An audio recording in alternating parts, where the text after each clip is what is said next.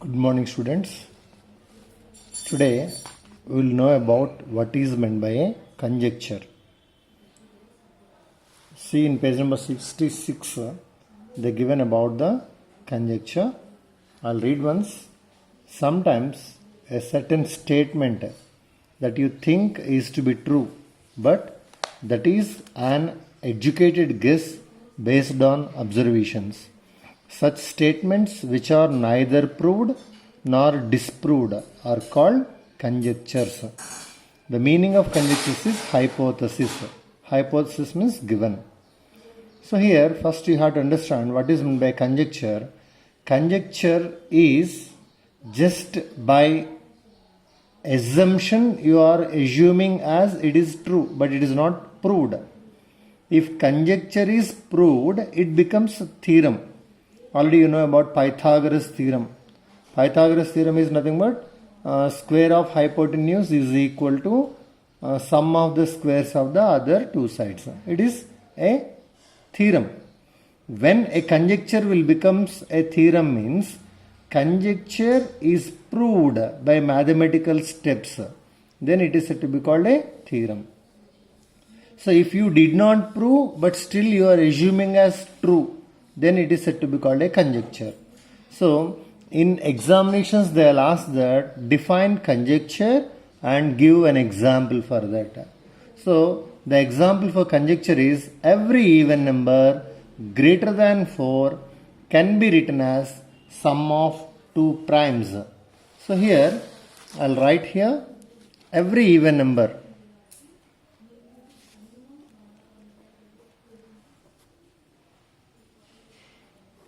Every even number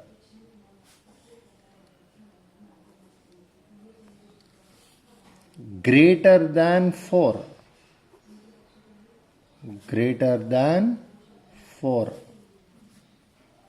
can be written as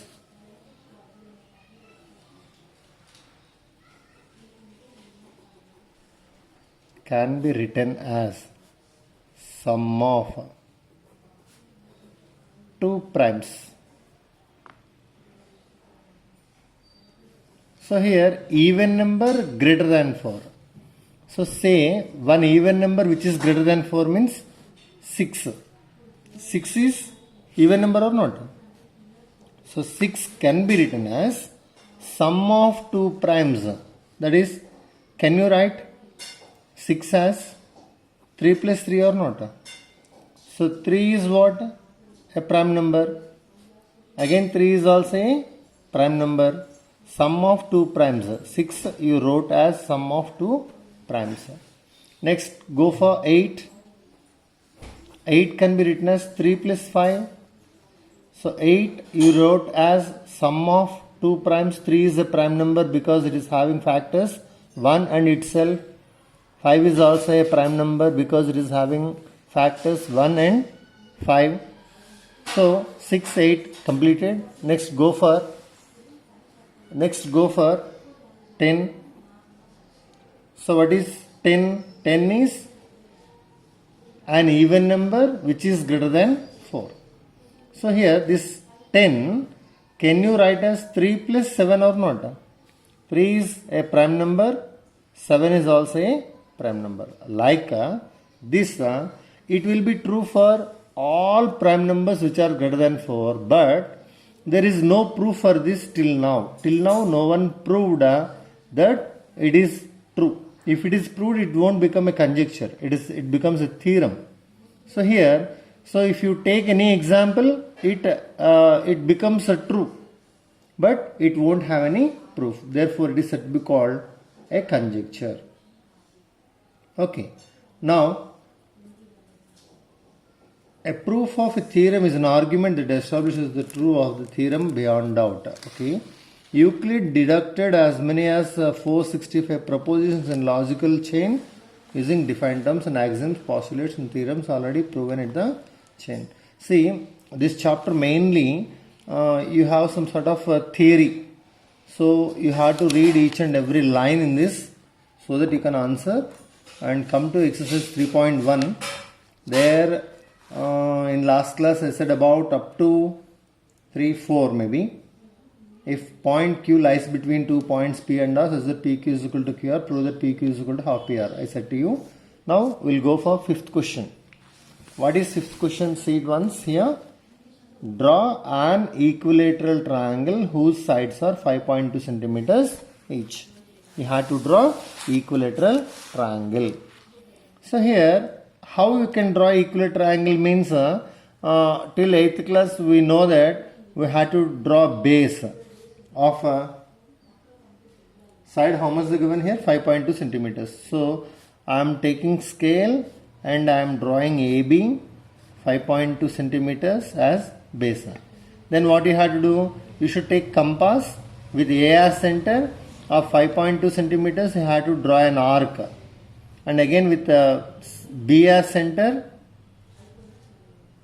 With B as center of 5.2 centimeters, you have to draw one more arc.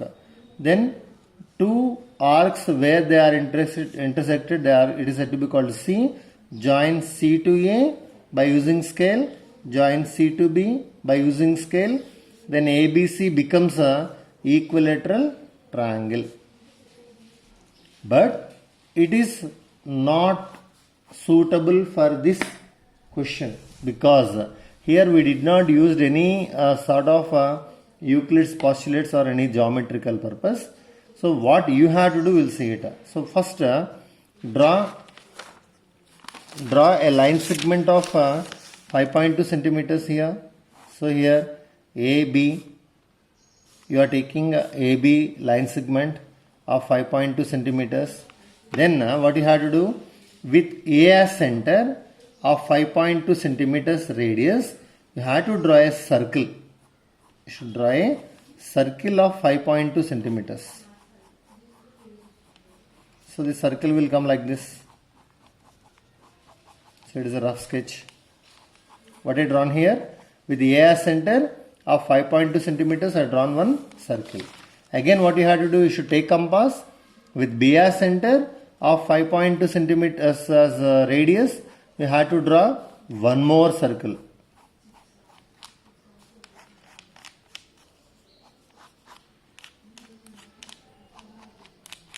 Like this. Can you draw two circles or not?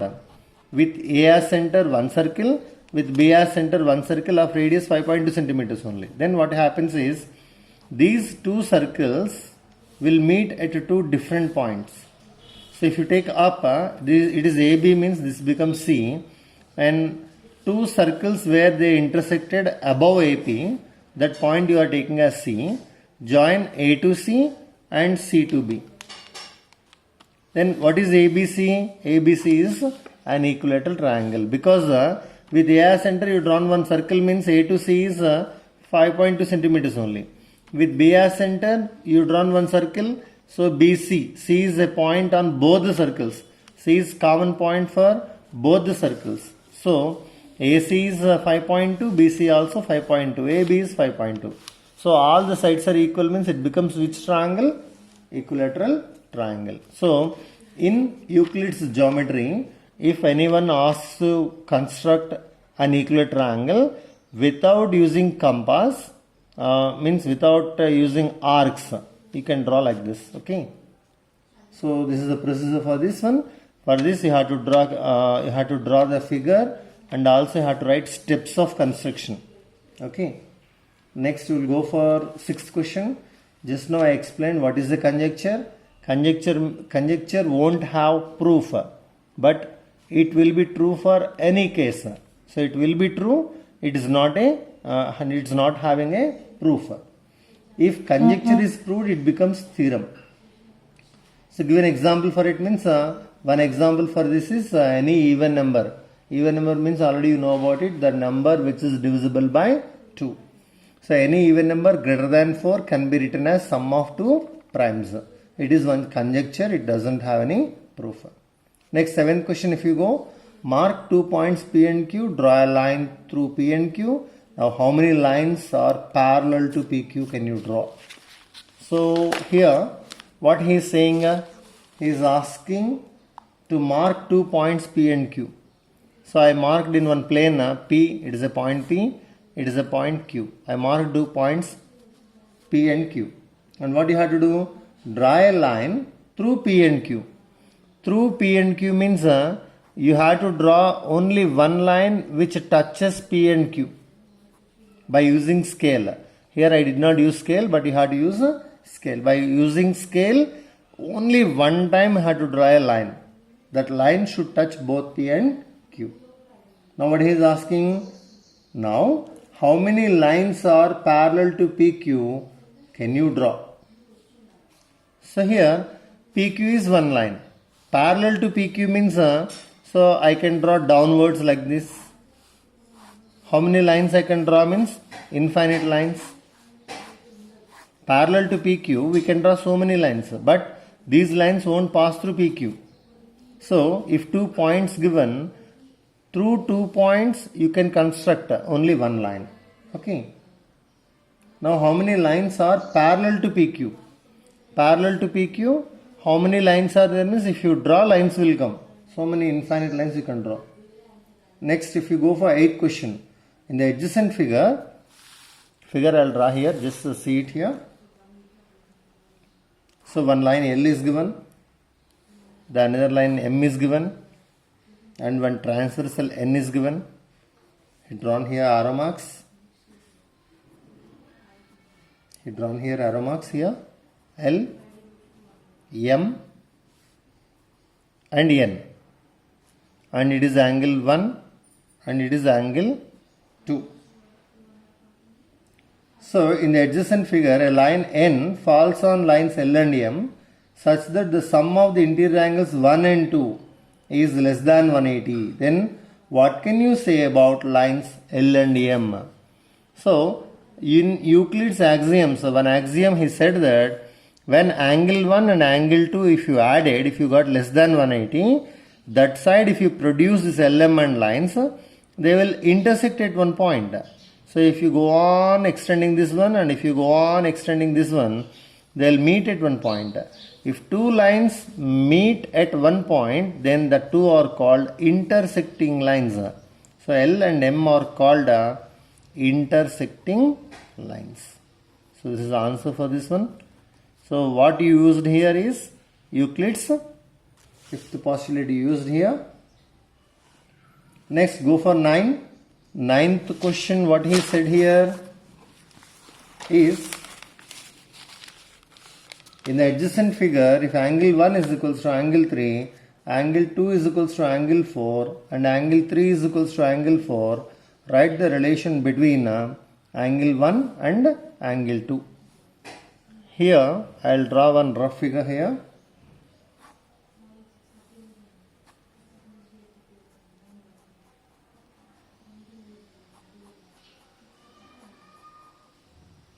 This is angle 1 and it is angle 2. This is angle 3. This is angle 4. Okay. Now what he given here? Angle 1 is equals to angle 3 is given. And also he given angle 2 is equals to angle 4 is also given. And also they given angle 3 is equals to angle 4. Write the relation between angle 1 and angle 2. See here, it is equation number 1, it is equation number 2, it is equation number 3.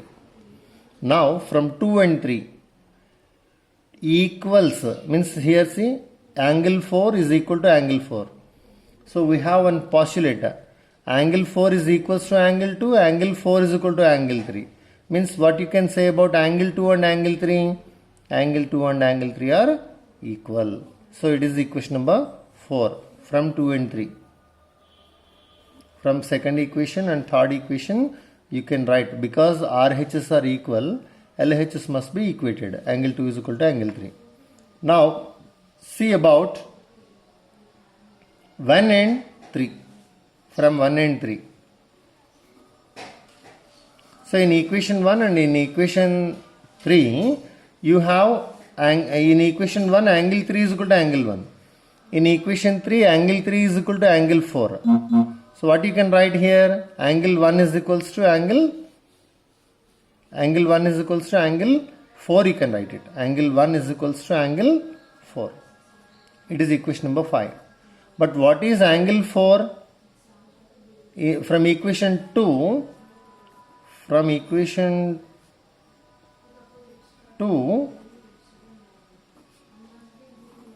in place of angle 4, can you substitute angle 2 or not? So angle 1 as it is I kept it. In place of angle 4, I am writing angle 2 here. It is equation number 6. So what is the relation between angle 1 and angle 2 means what you have to say? The relation is equal to. Okay. So here equals, we used Euclid's postulate. Okay.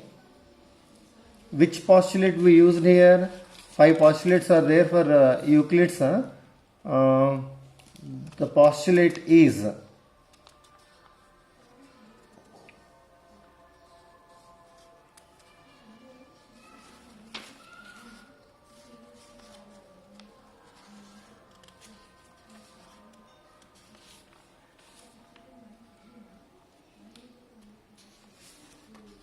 which postulate we used is maybe it is axiom here.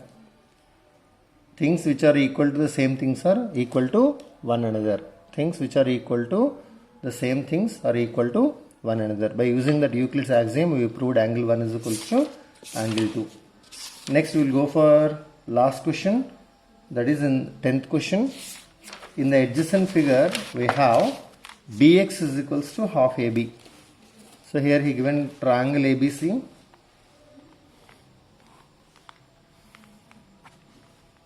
So ABC is one triangle here, and X and Y are 2 points. X and Y are 2 points. So we have BX is equals to, he given BX is equals to half AB. That is equation number 1. And BY is equals to, he given half BC. It is equation number 2. And AB is equals to BC given. AB is equals to BC given for us. You have to show BX is equal to BY. So here also we have to use Euclid's axioms here. So Euclid's axioms here is the things which are halves of the same things are equal to one another. AB is equal to BC is there. Halves means AB by 2 is equals to BC by 2. We used Euclid's axiom here. AB by 2 is nothing but half AB. In place of AB by 2, can you write BX or not? And in place of BC by 2, you can write BY. So here BX is equal to BY you proved by using Euclid's axioms. Okay. So non-Euclidean geometry, it is also very important one. So what is non-Euclidean geometry means Euclid's postulates won't be applicable in some planes here. So the example is here he took some globe here or not. So it is like a circumference here. It is 90 degrees is there, and B is also 90 degrees. If you draw two lines, one line here like this and 90 degrees and 90 degrees, they never meet in one plane here. Here Euclid's geometry will be proved. But if you take a ball or globe, so even though here 90, if it goes upwards like this in a globe, at end point they are meeting or not. So it is 90 here, but if you go on extending upside, all the 90 degrees are meeting at one point. So it is impossible. So here Euclid's geometry is not applicable for these which are on curved surfaces. Okay. Here it is not a curved surface, so it is applicable. On curved surfaces, so it won't be applicable. So read once entire, and then after ending of every chapter what we have discussed will be there, that you have to read. And Euclid's postulates and axioms are very very important. You should by heart them. And what is meant by conjecture, definitions. So if you learn this entire, then this chapter will be complete. So in next class we'll go for next chapter. Okay, thank you.